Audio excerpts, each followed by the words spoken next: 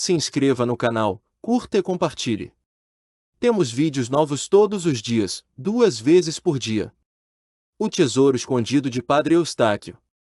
A igreja abandonada de São Bartolomeu erguia-se como uma cicatriz esquecida na paisagem rural. Suas paredes desgastadas pelo tempo eram cobertas por musgo e trepadeiras que pareciam engoli-la lentamente. Os moradores do vilarejo vizinho evitavam mencionar o lugar, mas rumores sussurrados à luz de velas falavam de um tesouro enterrado sob seus alicerces. Diziam que Padre Eustáquio, o último clérigo a servir ali, havia escondido algo valioso antes de desaparecer misteriosamente. Miguel era um jovem curioso, fascinado por lendas locais. Quando ouviu sobre o tesouro pela primeira vez em uma taverna enfumaçada, sentiu um arrepio percorrer sua espinha. Não era apenas a promessa de riqueza que o intrigava, mas a aura de mistério que envolvia a história. Ele decidiu visitar a igreja sozinho, ignorando os avisos dos mais velhos. Ao se aproximar do local, Miguel percebeu que algo estava errado. O ar parecia mais denso, como se carregasse o peso de segredos antigos. As janelas quebradas da igreja lançavam sombras distorcidas no chão, e o vento trazia murmúrios ininteligíveis. Era como se a própria estrutura estivesse viva, observando cada passo seu. Dentro da igreja, o cheiro de mofo e decadência era sufocante. Bancos apodrecidos espalhavam-se pelo chão, e manchas escuras nas paredes sugeriam histórias de sangue derramado. No altar, uma cruz de madeira pendia torta, como se tivesse sido arrancada à força. Miguel sentiu um calafrio ao notar marcas profundas no piso de pedra, como se algo pesado tivesse sido arrastado. Enquanto explorava, ele encontrou um diário empoeirado escondido atrás de uma estátua caída.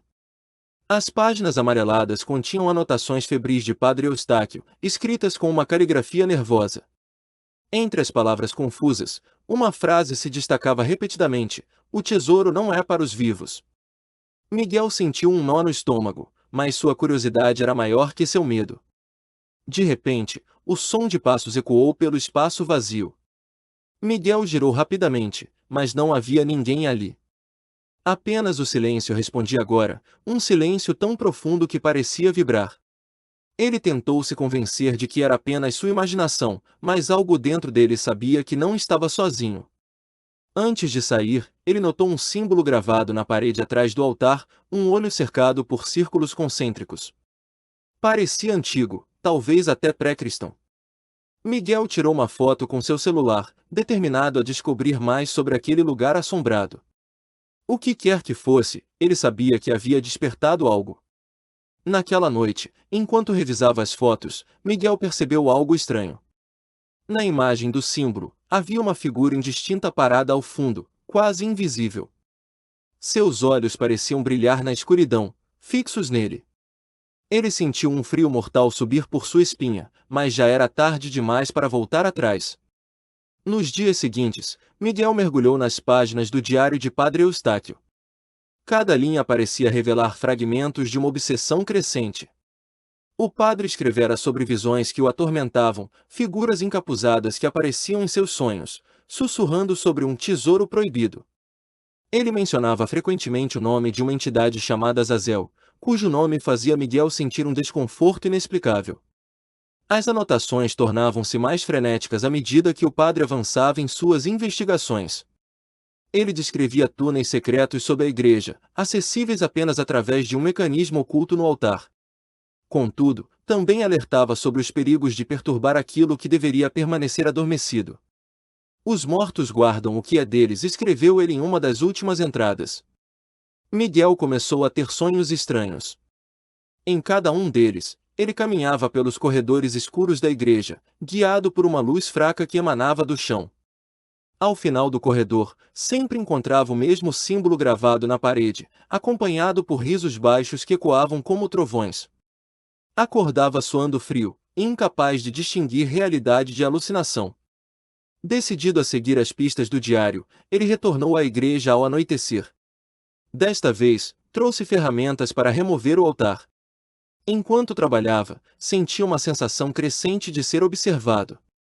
Cada golpe da marreta ressoava como um grito no silêncio opressivo.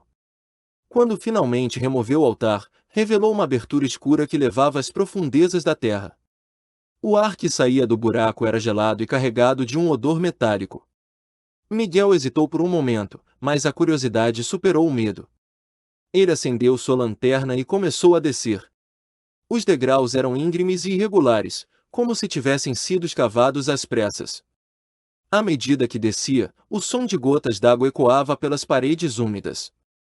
As sombras dançavam loucamente ao redor dele, criando formas que pareciam mover-se por vontade própria. No fim da escada, encontrou uma câmara circular com inscrições nas paredes. No centro, havia um pedestal de pedra contendo um livro antigo. As páginas estavam cobertas por símbolos que ele não conseguia entender, mas algo lhe dizia que aquilo era o coração do mistério. Antes que pudesse tocar o livro, ouviu uma voz rouca sussurrar seu nome. A voz veio novamente, desta vez mais alta e autoritária. Não perturbe o que não compreende, disse ela, reverberando pelas paredes da câmara. Miguel girou a lanterna freneticamente, mas ainda não havia ninguém à vista. Seu coração martelava contra o peito, e ele considerou fugir, mas algo o prendia ali, uma compulsão irresistível de abrir o livro. Com mãos trêmulas, ele tocou a capa do livro. Assim que o fez, as inscrições nas paredes começaram a brilhar com uma luz vermelha pulsante. O ar ficou denso, e o som de respiração pesada encheu a sala. Uma figura emergiu das sombras, alta, encapuzada e com olhos que brilhavam como brasas. Você foi avisado, disse a figura, sua voz ecoando como um coro de vozes distorcidas. Miguel recuou, mas tropeçou nos próprios pés e caiu no chão. O livro escorregou de suas mãos, abrindo-se em uma página específica. Os símbolos começaram a flutuar no ar, formando padrões complexos que giravam ao redor dele. A figura explicou que o tesouro mencionado nas lendas não era material, mas sim um conhecimento antigo que poderia destruir a sanidade de qualquer mortal. Padre Eustáquio havia tentado controlá-lo, mas falhara, e agora sua alma estava presa entre os mundos, condenada a proteger o segredo para sempre. Miguel implorou por misericórdia, mas a figura apenas riu. A curiosidade é uma maldição, disse ela, estendendo uma mão esquelética em sua direção. Ele sentiu uma dor excruciante em sua mente, como se 1000 agulhas estivessem perfurando seu cérebro. Quando recuperou a consciência, estava de volta à superfície, fora da igreja. O sol nascia no horizonte, banhando o local com uma luz dourada que parecia zombar de sua experiência. Ele tentou lembrar-se do que acontecerá, mas as memórias eram fragmentadas e confusas. No entanto, uma coisa era certa, algo havia mudado dentro dele. Ele sentia uma presença constante ao seu lado, observando, sussurrando coisas que ele não conseguia entender. Sabia que o preço de sua curiosidade seria pago, mas ainda não sabia quando. Os dias seguintes foram um tormento para Miguel. Ele mal conseguia dormir, pois os sonhos eram invadidos por visões terríveis. Via-se caminhando por corredores infinitos, perseguido por sombras que sussurravam segredos obscuros. Acordava gritando, suando frio, com a sensação de que algo estava ao pé de sua cama, observando-o.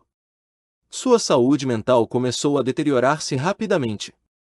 Ele isolou-se dos amigos e familiares, temendo que eles percebessem a mudança nele. Sua pele ficou pálida, e seus olhos ganharam um brilho febril. Ele passava horas olhando para o símbolo que fotografara na igreja, como se esperasse que ele revelasse algo novo. Certa noite, ele teve uma visão vívida de Padre Eustáquio. O padre apareceu em seu quarto, vestido com suas roupas clericais rasgadas e sujas. Seu rosto era uma máscara de agonia, e seus olhos estavam vazios. Você deve colocar as coisas de volta, disse ele, sua voz ecoando como um trovão distante. Miguel acordou com um sobressalto, decidido a retornar à igreja. Ele sabia que precisava devolver o livro ao pedestal, mas também sabia que isso não seria fácil. A presença que habitava aquele lugar não permitiria que ele escapasse impune. Ao chegar lá, ele encontrou a entrada para os túneis bloqueada por escombros. Era como se a própria igreja estivesse tentando impedir sua passagem. Mas Miguel não desistiu. Ele cavou durante horas, até que finalmente conseguiu abrir caminho novamente. Dentro da câmara, a atmosfera era ainda mais opressiva do que antes. O livro parecia pulsar com energia, e as inscrições nas paredes brilhavam intensamente. A figura encapuzada reapareceu, desta vez com uma expressão de fúria. Você ousa voltar? Perguntou ela, sua voz carregada de ódio. Miguel implorou por perdão, explicando que só queria corrigir seu erro. Ele colocou o livro de volta no pedestal, esperando que isso resolvesse tudo. Mas a figura apenas riu, uma risada cruel e sem humor. O conhecimento já foi liberado, disse ela. Agora você pertence a nós. Uma dor lancinante atravessou o corpo de Miguel, e ele caiu de joelhos. Sua visão começou a escurecer, e ele viu imagens de eventos futuros, guerras, destruição e morte. Entendeu então que o verdadeiro propósito do tesouro era servir como uma arma, destinada a ser usada por aqueles que governavam nas sombras. Quando acordou, estava de volta ao mundo dos vivos, mas algo estava diferente. Ele podia sentir a presença da entidade dentro de si, sussurrando constantemente em sua mente. Sabia que nunca mais seria livre, que seu destino estava selado.